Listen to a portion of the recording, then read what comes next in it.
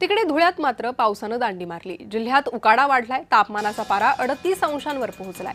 शेतकऱ्यांवर दुबार पेरणीचं संकट आलंय। उन्हाळ्यासारखं ऊन असल्यामुळे पिकं करपण्याची शक्यता आहे। जिल्ह्यात उकाडा वाढलेला आहे, पिकं धोक्यात आली आहेत। जून महिना कोरडा गेलेला आहे। जुलैमध्ये 4 ते 5 दिवस चांगला पाऊस आला। त्यानंतर आम्ही मकाची पेरणी केली।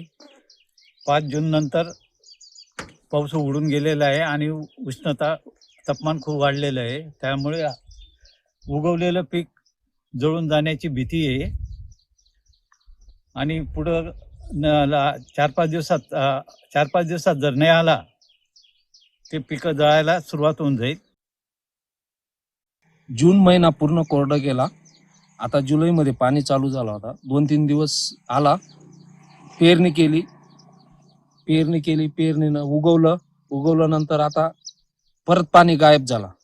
दुबारा पेरणी करावी लागणार। परत तेव्हा सर्व खर्च झालाय, खतं बियाणं सर्व टाकलं गेलंय। परत आता नवीन आणावं लागणार आहे।